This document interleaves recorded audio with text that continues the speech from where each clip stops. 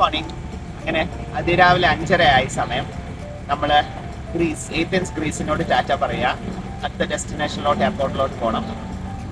ഇതൊരു അടിപൊളി ഡെസ്റ്റിനേഷനാണ്. നമുക്ക് കുറേ വേൾഡ് വണ്ടേഴ്സും കുറേ സ്ഥലങ്ങൾ കാണാനുണ്ട്. ഗ്രീസ് അടിപൊളിയായിരുന്നു. സമയം കിട്ടിയില്ല, അതുകൊണ്ട് ഇവിടുന്ന് ഒരു സാന്റോറിനി എന്ന് പറഞ്ഞ ആലോചിച്ചിട്ടുണ്ടോ പേര് പോകുന്നത്. സാന്റോറിനി ശരിക്കും ഒരു 5 മണിക്കൂറാണ്. ഇവിടുത്തെ പിറയ സ്പോട്ടിങ് 5 to 7 hours ആണുള്ളത്. പ്രോബബ്ലി ഇനി എപ്പോഴേലും വരുമ്പോഴത്തേക്ക് കാണാം. അപ്പം ലെറ്റ്സ് ഗോ, നമുക്ക് അടുത്ത ഡെസ്റ്റിനേഷനിലോട്ട് പോകാം, എയർപോർട്ടിലോട്ട് പോകാം. സമയം ഏകദേശം 5:40 നമ്മളിവിടെ സബർബൻ റെയിൽവേ ഉണ്ട്, ഇവരുടെ ഹെലനിക് റെയിൽവേ എന്ന് പറഞ്ഞ് ലറീസയുടെ സ്റ്റേഷനാണ്. നമ്മളിവിടെ ട്രെയിൻ വെയിറ്റ് ചെയ്യുക. 6:05 ട്രെയിൻ. ലറീസ സ്റ്റേഷൻ എന്നത് പറയാം, ആഥൻസ് സിറ്റി സെൻറ്ററിൻ്റെ അവിടെ. ഇവിടുന്ന് കണ്ടാൽ നമ്മുടെ ഹോട്ടൽ കാണുന്നുണ്ടോ? അവിടെ കാണുന്നുണ്ടോ? നമ്മുടെ ഹോട്ടലിൻ്റെ തൊട്ടടുത്താണ്. അപ്പോൾ എയർപോർട്ടിലോട്ടുള്ള ട്രെയിൻ വെയിറ്റ് ചെയ്യുക. ഇവിടെ ട്രെയിൻ ടൈമിങ്സ് കറക്റ്റ് ആയിരിക്കണം, അല്ലെങ്കിൽ ഇതിപ്പം മിസ് ചെയ്താൽ അടുത്ത 1 മണിക്കൂർ കഴിഞ്ഞേ ഉള്ളൂ. അപ്പോഴത്തേക്ക് നമ്മൾ ഫ്ലൈറ്റിന് ലേറ്റ് ആകും. അതുകൊണ്ട് നേരത്തെയും എത്തേണ്ടി വന്നു.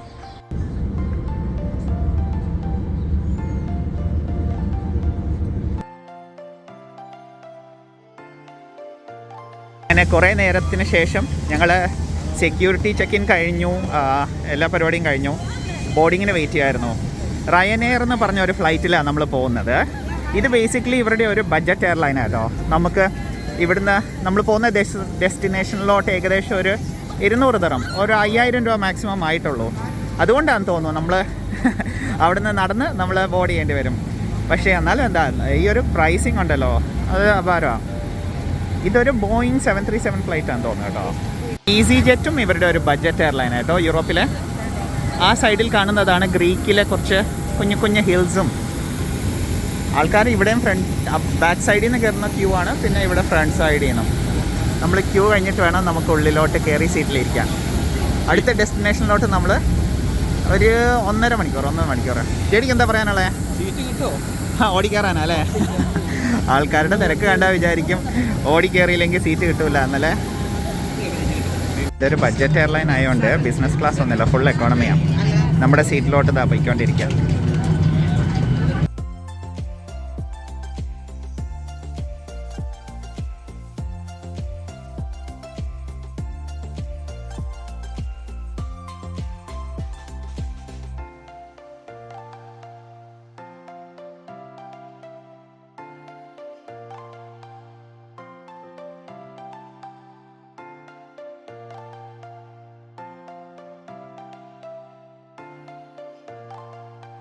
വീണ്ടും ഗുഡ് മോർണിംഗ്. നമ്മൾ രാവിലെ ഏഥൻസ് ഇന്റർനാഷണൽ എയർപോർട്ടിൽ നിന്ന് നേരെ നമ്മൾ പറഞ്ഞല്ലോ ട്രാവൽ ചെയ്ത് വന്നു എന്നുള്ളത്. ഇപ്പോൾ വന്ന് എത്തിച്ചേർന്നേക്കുന്നത് ഇറ്റലിയുടെ ക്യാപിറ്റലായ റോമിലാണ്. ഇപ്പോൾ പുറകെ കാണുന്നത് ശരിക്കും റോമിലെ ഇന്റർനാഷണൽ എയർപോർട്ടാണ്. ഫിയുമിസിനോ എന്ന് പറഞ്ഞ അവരുടെ ഒരു എയർപോർട്ടാണ്. നമ്മളിപ്പോൾ ഇവിടെ വന്നു. ചെറിയ പരിപാടിയുണ്ട്. നമുക്ക് വൈകുന്നേരം 1-2 സ്ഥലങ്ങൾ പോകണം. വിചാരിക്കുന്നത് പോവാൻ നമ്മുടെ കൊളോസിയം ഒന്ന് പോകണം, പിന്നെ വറ്റിക്കാൻ സിറ്റി ഒന്ന് കറങ്ങണം. അങ്ങനെ നമ്മുടെ 20th കൺട്രിയിലോട്ട് നമ്മൾ വന്നേക്കുവാണ്. ഇനിയും പോയി ട്രെയിനും കാര്യങ്ങളൊക്കെ തിരക്കണം. എന്ന് വെച്ചാൽ ട്രെയിൻ ഇവിടുന്ന് ഒരു ലെയോനാർഡോ എക്സ്പ്രസ് ഉണ്ടെന്ന് മനസ്സിലാക്കിയേക്കുന്നത്. ആ ട്രെയിൻ, അതിന്റെ ടൈമിങ്സ്, അതിന്റെ ഒരു പാസ് ഒക്കെ എങ്ങനെയാണെന്നുള്ളത് പോയി ട്രെയിൻ സ്റ്റേഷനിൽ നോക്കിയിട്ട് വേണം. നമ്മൾ താമസിക്കുന്ന റോം ടെർമിനി എന്ന് പറഞ്ഞ ഒരു സെൻട്രൽ ഏരിയയിലാണ്. അപ്പോൾ അവിടെ പോയി റൂമിലൊക്കെ ചെക്ക് ഇൻ ചെയ്ത് ലഗേജ് ഒക്കെ വെച്ചിട്ട് വേണം ബാക്കി കാര്യങ്ങൾ ഫിനിഷ് ചെയ്തിട്ട് നമുക്കത് ബാക്കി മുന്നോട്ടുള്ള സ്ഥലങ്ങൾ പോകാൻ. അപ്പം നമുക്ക് കാഴ്ചകൾ ബാക്കി കാണാം കേട്ടോ. ആണ് ഇവിടുത്തെ റെയിൽവേ സ്റ്റേഷൻ. നേരെ നമ്മൾ മുകളിലോട്ട് കയറി പോകണം.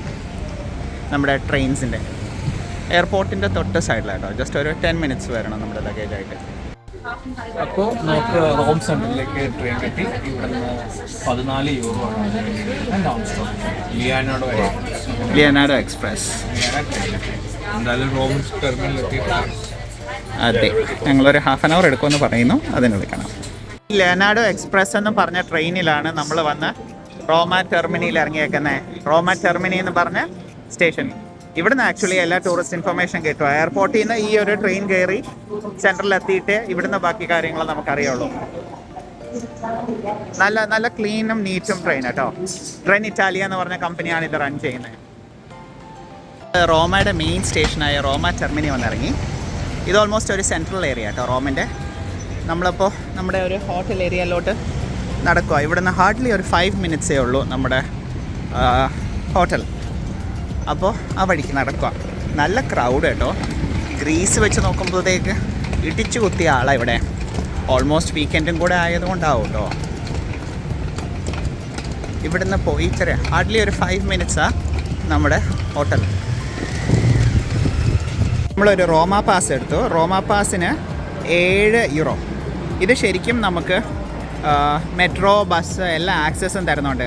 ശരിക്കും ഇച്ചിരി കൺഫ്യൂസിങ് ആയിരുന്നു കേട്ടോ ഇവിടെ ഒന്നും മനസ്സിലാക്കി വരാൻ, എങ്ങനെയാണ് ഏതൊക്കെ പാസ്സാണ് എടുക്കേണ്ടത് പോകാനുള്ളത്. പക്ഷേ മനസ്സിലാക്കാത്തോളം ഇപ്പം നമ്മളെടുത്തേക്കുന്ന 24 മണിക്കൂറാണ്. അത് 48 മണിക്കൂറുണ്ട്, 3 ദിവസത്തേക്ക് 72 മണിക്കൂറുണ്ട്.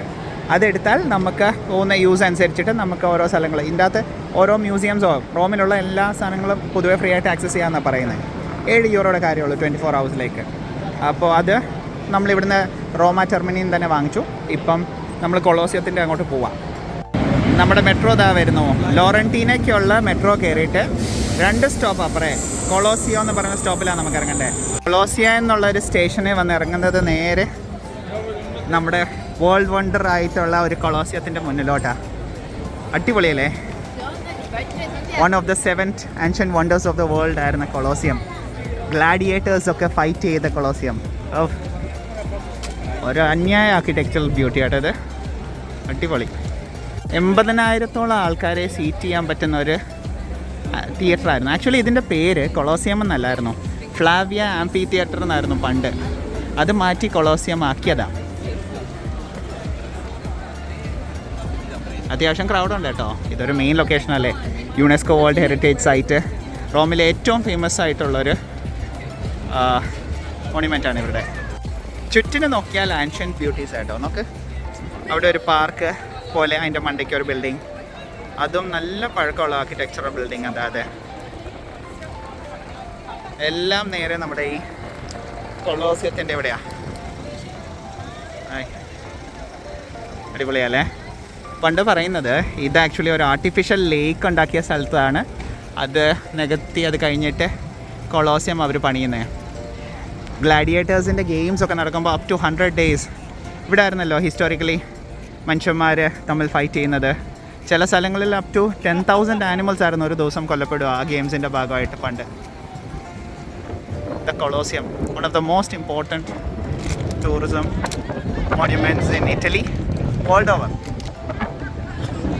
എത്ര വർഷം പഴക്കമുണ്ടെന്നറിയാമോ?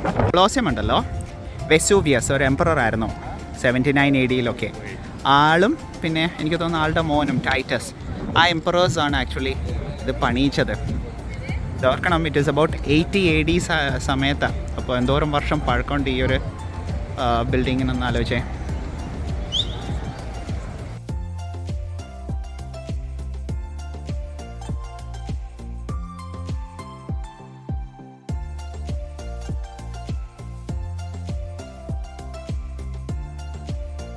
ഈ കൊളോസിയത്തിൻ്റെ അടിയിലുണ്ടല്ലോ ഒരുപാട് ലാബറിൻസ് എന്ന് പറയും, അണ്ടർഗ്രൗണ്ട് ടണൽസ് കൂടെ. അതിൽ കൂടെ ആയിരുന്നു ഇവർ ഈ ഫൈറ്റ് ചെയ്യുന്ന ആൾക്കാരെയും ആനിമൽസിനെയും ഒക്കെ അറീനയിലോട്ട് എത്തിച്ചുകൊണ്ടിരുന്നത്. ശരിക്കും ഒരു 80,000 അടുത്ത ആൾക്കാരെ സീറ്റ് ചെയ്യുന്ന ഒരു സ്ഥലമായിരുന്നു ഈ കൊളോസിയം. ഉള്ളിലോട്ടേ നോക്കി പോവാൻ, പക്ഷേ ഒരു രക്ഷയില്ലാത്ത തിരക്ക്. ഫ്രൈഡേയും കൂടെ ആയതുകൊണ്ടാണെന്ന് തോന്നും അടുക്കാൻ പറ്റുന്നില്ല. അവിടെ കുറേ ക്രൗഡ്, ക്യൂവിന് കുറേ ക്രൗഡ്. വരുവാണെങ്കിൽ എനിക്ക് തോന്നുന്നു ഒരു വീക്ക് ഡേയ്സ് ഏറ്റവും ബെറ്റർ. ഇറ്റലിക്കുണ്ടല്ലോ ഒരുപാട് യുനെസ്കോ ഹെറിറ്റേജ് സൈറ്റ്സ് ഉള്ളൊരു രാജ്യമാണ്. 30-40 വേണം. ഒരുപാട് പാസ്റ്റകളുടെ നാടാണ്. എനിക്ക് തോന്നുന്നു 150 തരം പാസ്ത. ഇവിടെ റോണിക്കുട്ടംപള്ളി ഉണ്ടല്ലോ നമ്മുടെ ഇവിടെ ഗ്ലോബൽ വില്ലേജിൽ കൂടെ ഉണ്ടായിരുന്ന റോണിക്കുട്ടംപള്ളി ഇവിടെ ഒരു വർഷമോ 2 വർഷമോ അടുത്തുണ്ടായിരുന്നു. പക്ഷെ അത് റോമിലല്ല, മിലാനിലായിരുന്നു. അപ്പോൾ ആൾ കുറച്ച് ഇവിടുത്തെ കാര്യങ്ങളൊക്കെ ഇങ്ങനെ പറഞ്ഞു തന്നിട്ടുണ്ടായിരുന്നു. പാസ്ത പ്രാന്തനാണ്. അപ്പോൾ ഇവിടെ 150 തരം പാസ്ത. പിന്നെ എനിക്ക് തോന്നുന്നു ജെലാറ്റോ ഇവിടെ ആയിരുന്നു മെയിൻലി കണ്ടുപിടിച്ചത്. തിരക്ക് കാണുന്നുണ്ടോ? എന്തോ ഒരാളാണെന്നറിയാമോ? മനുഷ്യരെ തട്ടി നടക്കാൻ പറ്റത്തില്ല, അമ്മാതിരി ആളുണ്ട് ഇവിടെ.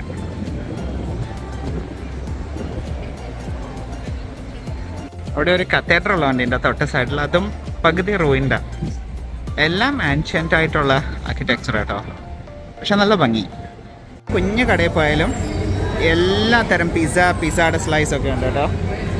പിന്നെ കുറേ ക്രോയ്സാൻസ്, ഏത് കടയിൽ നിർത്തിയാലും ഇഷ്ടം പോലെ ഉണ്ട്. അങ്ങനെ ഇന്നത്തെ വീഡിയോ നമ്മൾ ഇന്ന് എൻഡ് ചെയ്യുക. കൊളോസിയം ഒക്കെ കണ്ടു, ഇറ്റലിയുടെ കുറച്ച് കാഴ്ചകളൊക്കെ കണ്ടു, അടിപൊളിയായിരുന്നു. നമുക്കിനിയും അടുത്തത് വറ്റിക്കാൻ സിറ്റി പോയി കാണാം. അടിപൊളിയായിട്ട് വറ്റിക്കാൻ സിറ്റി എക്സ്പ്ലോർ ചെയ്യാം. നമുക്കത് കാണാം. അപ്പം ടാറ്റ. അടുത്ത വീഡിയോയിൽ നമുക്ക് കാണാം നമ്മുടെ 21st കൺട്രിയിൽ.